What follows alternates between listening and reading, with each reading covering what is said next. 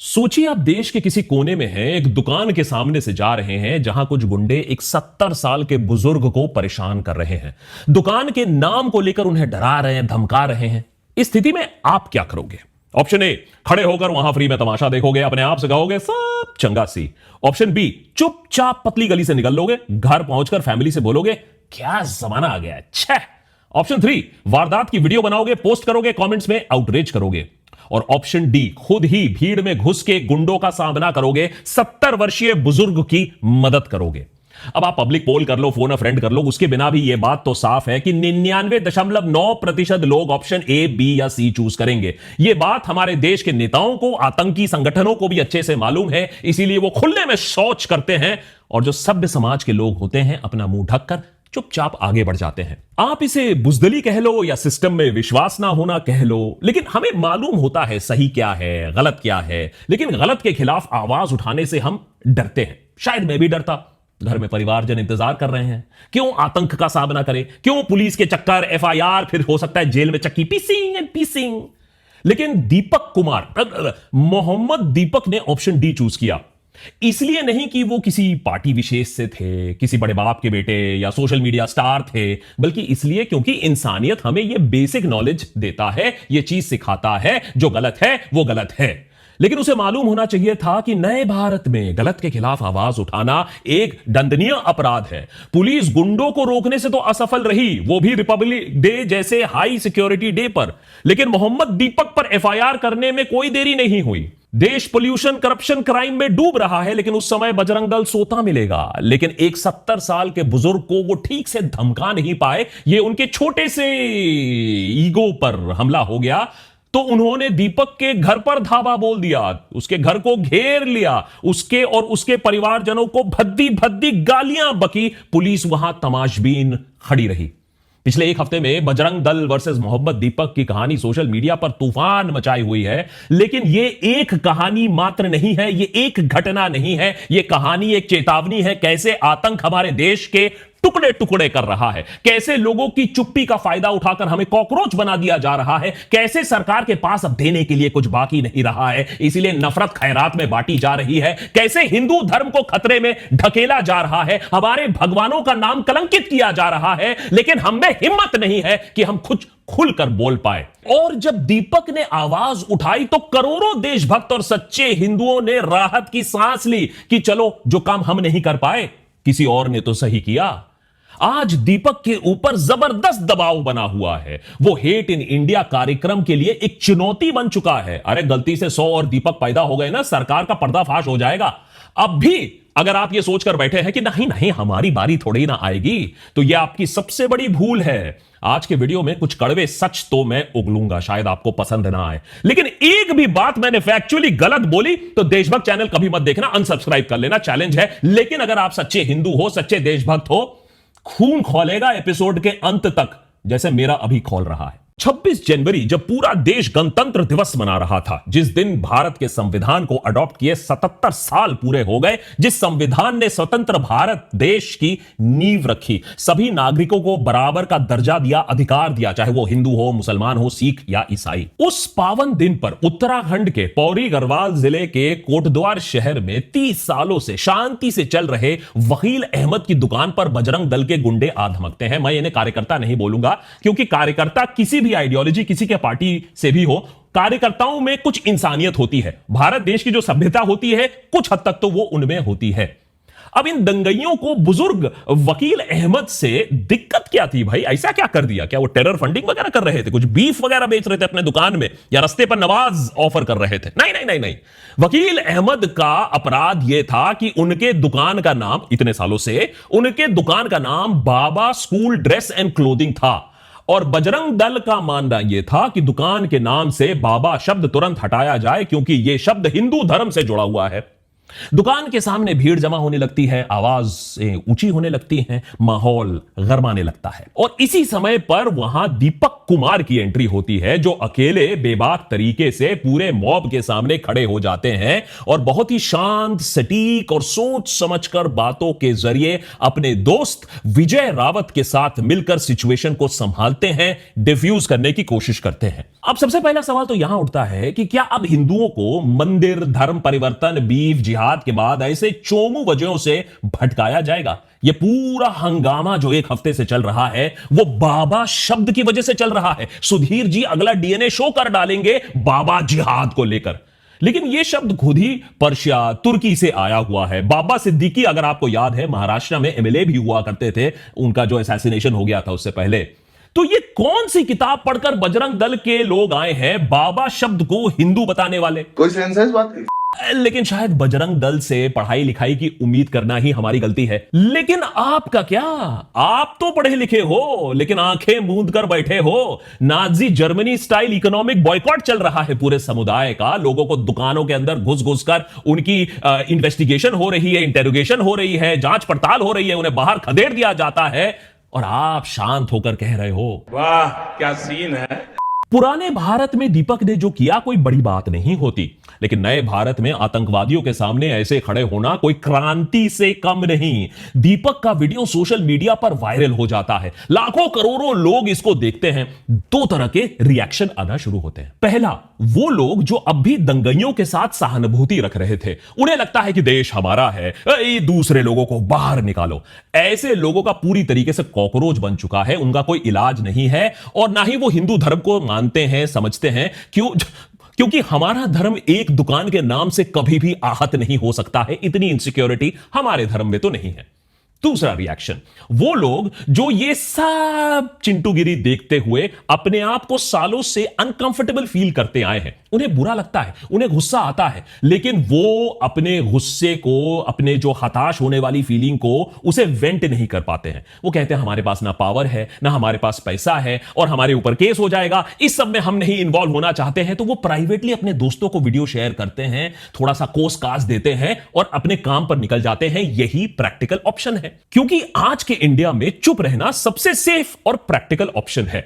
अब Deepak Kumar unfortunately in दोनों groups में नहीं था। ना वो चीयर करने वालों में से था और ना वो चुप रहने वालों में से था। वो तीसरा रेयर ग्रुप का हिस्सा है। वो रेयर ग्रुप जो सिर्फ फील नहीं करता है, जिसे सिर्फ बुरा नहीं लगता है, वो ठोस काम भी करता है, कदम भी उठाता है। ये पता होने के बावजूद कि सामने खड़ी भीड़ सिर्फ भीड़ नहीं, उसके पीछे पॉलिटिकल बैकिंग भी है, फिर भी पूरे भीड़ से वो अकेला भीड़ पड़ा। और जब उससे उसका नाम पूछा गया, ये लॉजिक लगाने की कोशिश की कि भाई तुम क्यों इन्वॉल्व हो रहे हो, तुम तो हिंदू हो, तो वो भी बिना हिचकिचाए एक सेकंड में जवाब देता है, मेरा नाम है मोहम्मद दीपक। उस दिन तो मोहम्मद दीपक एक ढाल बनकर खड़ा रहा और उसके तेवर देखकर भीड़ भी वापस चली गई। लेकिन जो डर सभ्य समाज को हमेशा रहता है वही होता है। 28 जनवरी तक मोहम्मद दीपक की ये जो वीडियो है वो वायरल हो जाती है, लोग वाहवाही करने लगते हैं। लेकिन ऐसा होने से बजरंग दल के छोटे से ईगो पर भारी चोट लगती है। अब कोटद्वार में तो इतने लोग नहीं थे कि वो सबको धमका सके, पूरे शहर को हिला सके।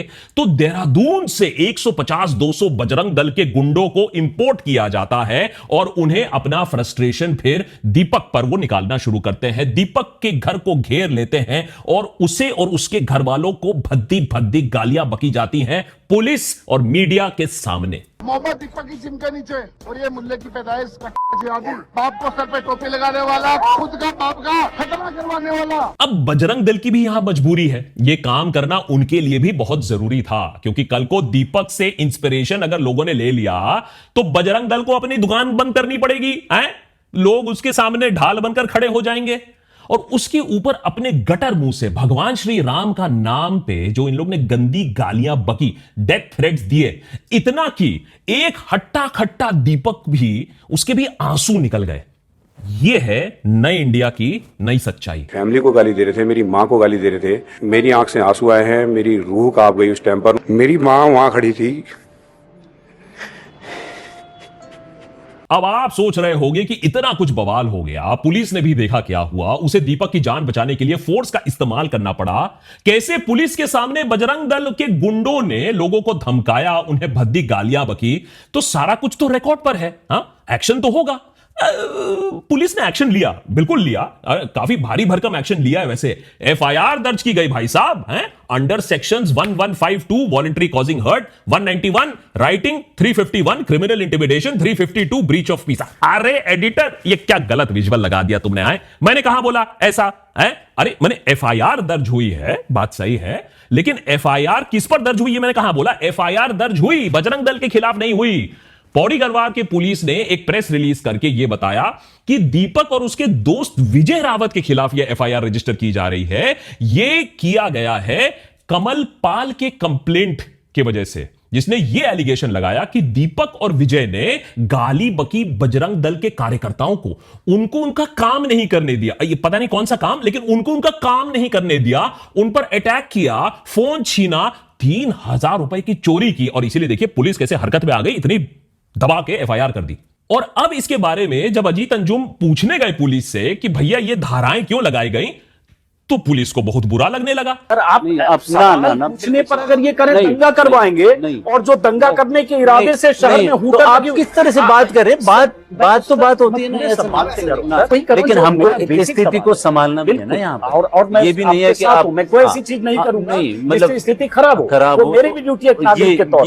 लेकिन ये वो लोग थे जो स्थितियां खराब करने आए, उनको आप संभाल नहीं पाए। लेकिन मैं आपसे यहाँ बंद कमरे में सवाल पूछ रहा हूँ तो आपको लग रहा है मैं स्थिति खराब क्यों? आपको लाख लोग देखेंगे, ये भी तो पूरी इन्वेस्टिगेशन कर रहे हैं भाई साहब। वैसे पत्रकारिता क्या होती है वो गोदी मीडिया वाले एंकर्स आपको नहीं सिखा पाएंगे, वो अजीत अंजुम जैसे इंडिपेंडेंट जर्नलिस्ट सिखा सकते हैं। ऐसे क्लिप्स को पत्रकारिता के स्कूल में चलाना चाहिए, जिससे बच्चों को समझ में आए कि सिस्टम से सवाल कैसे पूछा जा सकता है। सरकार और महकमे को खुश करने के लिए पत्रकारिता नहीं बनाई जाती है, उनसे जवाब मांगने के लिए पत्रकारिता होती है।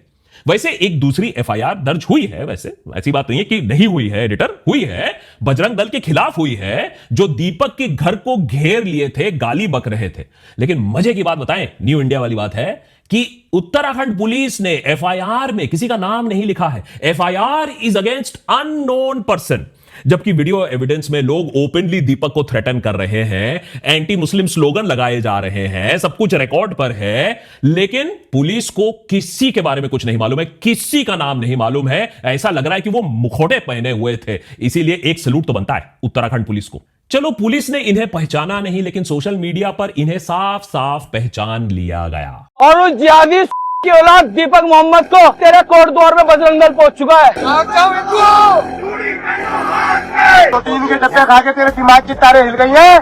और ये सोचने की गलती मत करिएगा कि ये हिंदू हैं या ये कोई धर्म के पुजारी हैं। ये वही चेहरे हैं जो हर दूसरे दिन सोशल मीडिया पर पूरे उत्तराखंड में हंगामा मचाते हुए आपको दिख जाएंगे। ये उनका फ्लेक्स है। यही सेम ग्रुप एक स्कूल में प्रोटेस्ट करते दिखा था कुछ दिन पहले, क्योंकि एक गाना चला था उस स्कूल में, उस गाने को लेकर प्रोटेस्ट में घुस गए। इस स्पेयर पार्ट को देखो, सिद्धांत बडोनी, पुलिस का अगर एक तमाचा भी पड़ जाता वही इंसान ढेर हो जाता। लेकिन इसको देखो, क्लब में नाच रहा है। आय हाय हाय हाय हाय, कितना संस्कारी। फिर पोपो का कोई इशारा आया होगा या कोई ऊपर से ऑर्डर आया होगा, उसी क्लब को बंद कराने भी पहुंच गया। ये दूसरे बजरंग दल के कार्यकर्ता बीजेपी के काउंसलर सौरभ नौटियाल हैं, गाली गलौच में एक्सपर्ट हैं। पुलिस को ये नहीं दिखते, पूरा कैमरा भर गया शक्ल से, इतना बड़ा शक्ल है, लेकिन पुलिस को ये अननोन बंदा लग रहा है। लेकिन रेड माइक के सौरभ शुक्ला से ये बातचीत भी कर रहे हैं, इंटरव्यू भी दे रहे हैं, अपने हरकतों को जस्टिफाई भी कर रहे हैं।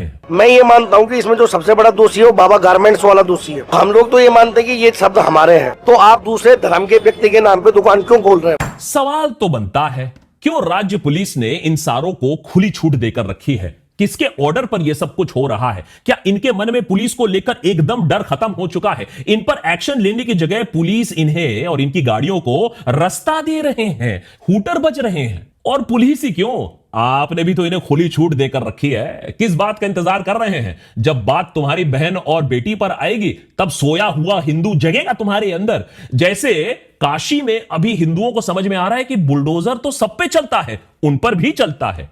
जब हिंदू समाज यह सवाल पूछने लगेगा कि अंकिता भंडारी भी तो हिंदू थी, क्या अंकिता के माता पिता हिंदू नहीं है? क्या अंकिता की हत्या के पीछे एक गंदी घिनौनी साजिश नहीं थी? तो अंकिता भंडारी केस के मामले में बजरंग दल सोता क्यों है हमेशा? क्या एक दुकान का बाबा नाम लिखना पिछले 30 सालों से जो चला आया है वो ज्यादा जरूरी मामला है बजरंग दल के लिए? क्यों अंकिता के माता पिता ये जंग अकेले लड़ रहे हैं हिंदू होने के बावजूद? क्या बजरंग दल इसलिए चुप है क्योंकि मुख्य आरोपी जो अंकिता भंडारी केस में है वो बीजेपी से जुड़े हैं? तो फिर यह बात साफ कर दो कि भैया बजरंग दल हिंदुओं की रक्षा के लिए नहीं बना है, बीजेपी के रक्षा के लिए बना है। तो मामला साफ तो हो जाएगा ना, ट्रांसपेरेंसी तो आ जाएगी। हिंदू खतरे में है यह बात मैं मानता हूं, क्योंकि हिंदुओं ने सोचना बंद कर दिया है। हमें इस नकली हिंदू मुस्लिम मामले में इतना ज्यादा फंसा दिया गया है कि जो चीजें मैटर करती हैं, जो मायने रखती हैं, उस पर हमने सवाल उठाना बंद कर दिया है। दिल्ली में अकेले आप बात कर लीजिए ना, अरे पॉल्यूशन की बात नहीं कर रहा हूं भाई, दिल्ली में अकेले 2026 में 15 दिनों में 800 से ज्यादा लोग, जिसमें 500 महिलाएं हैं, वो गायब हो चुकी हैं। माने हर दिन करीबन 50 लोग नेशनल कैपिटल में गायब हो रहे हैं। कोई बात ही नहीं कर रहा है, कोई सवाल ही नहीं उठा रहा है। दिल्ली पुलिस होम मिनिस्ट्री के अंडर डायरेक्टली आती है। होम मिनिस्टर क्या कर रहे हैं? बंगाल में जाकर सवाल उठा रहे हैं कि बंगाल में लॉ एंड ऑर्डर सिचुएशन बहुत खराब है।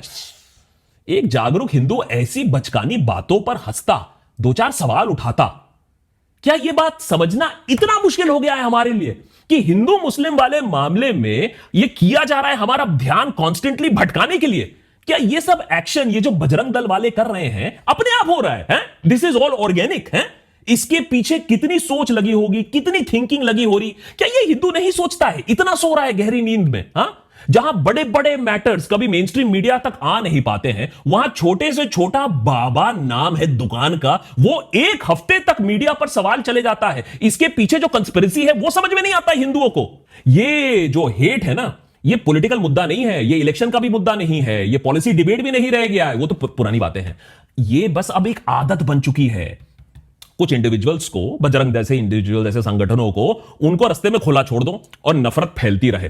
और नफरत फैलती रहेगी तो फिर लोग उसी में बिजी रहेंगे, उसी पर डिबेट डिस्कशन होगा। मुनाफा किसको होगा? अगर आप इतने चू नहीं हो तो आपको समझ में आ जाएगा मुनाफा किसे मिल रहा है। और टुकड़े टुकड़े गैंग चिल्लाने वाली पार्टी आज खुद देश का सबसे बड़ा टुकड़ा टुकड़ा एलिमेंट बना रही है। अगर आपको यह बात नहीं समझ में आ रही है तो सच्ची में ना आप अपनी इंसानियत पर सवाल उठाओ और अपने ब्रेन पर सवाल उठाओ। मार्केट में जाओ, नाम पूछो, धर्म वेरीफाई करो, कैमरा ऑन करो। जो लोग मेहनत करके 2-4 पैसे कमाने की कोशिश कर रहे हैं उन्हें पीटो, उन्हें परेशान करो, उन्हें जलील करो। यह है नया इंडिया।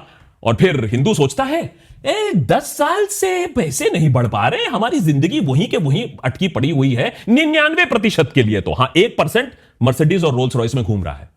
और अभी तो बजरंग दल का पसंदीदा महीना आ रहा है, जहां ये पूरे साल में सबसे ज्यादा एक्टिव आपको दिखेंगे। नहीं, लड़कियों की इज्जत बचाते हुए नहीं, पोल्यूशन के बारे में बात करते हुए नहीं, सरकार को कटघरे में लाने के लिए नहीं, भारतीय संस्कृति को बचाने के लिए 14 फरवरी को जो आपस में कपल्स घूम रहे हैं, अपनी मर्जी से घूम रहे हैं, उन्हें वो बैठकर टारगेट करेंगे। अब जिन्हें जिंदगी भर प्यार ना मिला हो वो दूसरों का प्यार क्या समझेंगे? मेक इन इंडिया भले ही फ्लॉप कर गया हो, लेकिन हेट इन इंडिया ताबड़तोड़ वृद्धि कर रहा है, चाहे वो 9 o'clock न्यूज में हो या बाहर ऐसे सड़कों और दुकानों में हो। और आप भी इसका सेवन कर रहे हैं।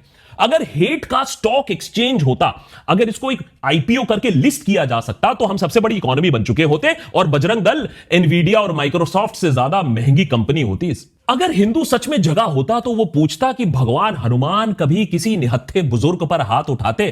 क्या भगवान हनुमान को क्रोधित करना इतना आसान था? ये तो रावण भी नहीं कर पाए थे। क्या हमारे हनुमान ज्ञानी नहीं थे, दयालु नहीं थे, हमेशा मुस्कुराते नहीं थे? तो ये राक्षस कौन होते हैं उनके नाम पर लोगों को इस तरीके से धमकाने के लिए, मारने के लिए? मजे की बात तो यह है कि मेरी तरह दीपक भी खुद एक हनुमान भक्त है। जिम में भगवान हनुमान के पोस्टर लगा के रखे हैं, उनकी आराधना करते हैं, इंस्टाग्राम में उनकी फोटो शेयर करते हैं। जब उससे पूछा गया कि आपका नाम मोहम्मद दीपक आपने जो बताया, वो आपने ऐसा क्यों बताया? मेरे कहने का मतलब सीधा सा ये था कि यार मैं हिंदुस्तानी हूँ और इस हिंदुस्तान में सब धर्म रहते हैं, चाहे हिंदू हो, चाहे मुसलमान हो, चाहे सिख हो, चाहे ईसाई हो। तो मैंने उस वे में उनको अपना नाम मोहम्मद दीपक बताया। इस पूरे घटनाक्रम के होने के बाद दीपक ने अपने सोशल मीडिया हैंडल पर एक वीडियो पोस्ट किया जिसके 3 करोड़ से ज्यादा व्यूज हैं, 55 लाख से ज्यादा लाइक्स हैं, 3 लाख के करीब कमेंट्स हैं। और इसमें यही होता है, क्या कहते हैं वो, कि हिंदू, मुसलमान, सिख, ईसाई सब आपस में भाई भाई हैं और हमारे देश के लोगों को आपस में मोहब्बत के साथ रहने की बहुत जरूरत है, बेसिक चीज है ये बात देशभक्त पर हम सालों से करते आए हैं कि भैया रहना सबको यही है, कोई कहीं नहीं जा रहा है, नेतागण बस आपका सी काट रहा है अपने वोटों के लिए, और अगर हम एकजुट अभी नहीं हुए तो देश और भी डूबेगा, अगली पीढ़ी और भी गरीब होगी। इसके संकेत ऑलरेडी इकोनॉमिक संकेत आने शुरू हो चुके हैं।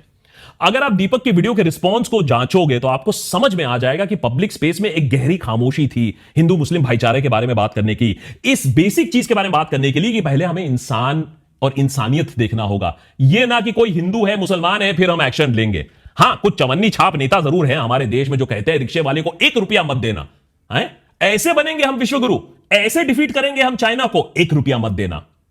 दीपक ने एक कदम बढ़ाया है इस खामोशी को तोड़ने को, इंसानियत की बात करने को, मोहब्बत की बात करने को। पिछले 1 साल में उत्तराखंड में एक और वीडियो भी वायरल हुआ था शाइला नेगी का, जिसने मुसलमानों पर होने वाले अटैक के खिलाफ अपनी आवाज उठाई थी। सबसे ज्यादा घबराहट इन ऑर्गेनाइजेशंस, ये टुकड़े टुकड़े गैंग वाले ऑर्गेनाइजेशंस को होती है जब ऐसे वीडियो, दीपक शाइला जैसे वीडियोस वायरल होते हैं, क्योंकि जब भगवान को मानने वाले हिंदू खड़े हो जाते हैं ऐसे आतंकियों के खिलाफ तो इनका पूरा प्रोपेगेंडा फुस हो जाता है, क्योंकि फिर उनका झूठ कहां स्टैंड करेगा। है फिर वो किस मुंह से कहेंगे कि ये सब तो हम अपने हिंदू भाइयों के लिए कर रहे हैं, ये सब तो हम धर्म मानने वाले हिंदुओं के लिए कर रहे हैं, जब सच्चे हिंदू खड़े हो जाएंगे और कहेंगे कि बंद करो ये अपना तमाशा। दीपक ऑलरेडी एक pop culture icon sort of इंसान बन रहे हैं। उनके एआई जनरेटेड इमेजेस जो मॉब से बचाते हुए एक बुजुर्ग मुसलमान को, वो वायरल होने लगे हैं। देशभक्त पर हम चाहेंगे कि दीपक इस तरीके से और भी वायरल हो, क्योंकि इससे एक बात साबित हो जाएगी कि लोकप्रियता हासिल करने के लिए, वायरल होने के लिए कच्चा बादाम या गुंडागर्दी एक ही रास्ता नहीं है। अच्छे काम करके भी आप वायरल हो सकते हो, और इसी संदेश को आगे ले जाना अगर हमें करना है तो इसमें आपका बहुत बड़ा योगदान होगा, क्योंकि क्या चीज आप कंज्यूम कर रहे हो, क्या चीज को आप वायरल कर रहे हो, क्या कॉन्वर्सेशन कर रहे हो, यह नेशनल नैरेटिव पर मैटर करता है। आप सोचते हो नहीं करता है, लेकिन करता है। फैक्ट तो यही है कि दीपक ने वो करके दिखाया है जो सालों से बहुत लोग करना चाहते थे लेकिन कर नहीं पाए। हमारे हिंदू भाई सोशल मीडिया पर, सड़कों पर ये कम्युनल पॉलिटिक्स का नंगा नाच देखते जरूर आए हैं, पर अपने गुस्से को सिर्फ प्राइवेट चैट्स तक ही रख पाए हैं। मेरे पास कितने बार लोगों ने प्राइवेटली अपने आप को एक्सप्रेस किया है, लेकिन वो खुले आम पर बोलने से डरते हैं। मुझ जैसे कुछ और सरफिरे लोग हैं जो सोशल मीडिया पर यह बात आगे रखते हैं, सरकार को आईना दिखाते हैं, लेकिन दीपक ने शायद सबको, मुझे भी यह सिखा दिया है कि हम बेहतर हिंदू बन सकते हैं, हम जागरूक हिंदू बन सकते हैं, अपने धर्म को आतंक के लिए इस्तेमाल होने से हम रोक सकते हैं। अब दीपक ना ही इंस्टाग्राम इन्फ्लुएंसर है, ना कोई बड़ी सेलिब्रिटी है, लेकिन जो वीडियो को उसको रिस्पांस मिला है और जो लोगों ने कॉन्वर्सेशन किया है, उससे एक उम्मीद जरूर मिलती है कि भारत में एक साइलेंट मेजॉरिटी अभी भी है जो यूनिटी चाहती है। देश के अंदर एक तबका है जो इस नफरत से परेशान आ चुका है, जो रोज की कम्युनल पॉलिटिक्स से थक चुका है। लोगों को अब नए दुश्मन नहीं चाहिए, अब उन्हें हिंदू मुस्लिम ड्रामा नहीं चाहिए, उनको रोजगार चाहिए, साफ हवा चाहिए, पानी जिसमें टॉयलेट ना मिला हो, बेहतर सुरक्षा, यह सब चाहिए। सरकार की अकाउंटेबिलिटी चाहिए। अरे 11 साल हो गए यार, बाबर, नेहरू, औरंगजेब से लोग परेशान आ चुके हैं। अब वो चाहते हैं कि भैया हमें भी बताओ, आंसर दो, 11 सालों में क्या किया है। अब अगर सोचने वाला हिंदू है ना, तो वो बात बाबा की नहीं करेगा, दुकान की नहीं करेगा, वो अकाउंटेबिलिटी की करेगा। खतरे में हिंदू है, हिंदू खतरे में बजरंग दल से है, आपकी और मेरी चुप्पी से है, हमारी बुजदली से है। और अब जगना जरूरी हो गया है देश के लिए, धर्म के लिए, नहीं तो आतंकी सबको खा जाएंगे।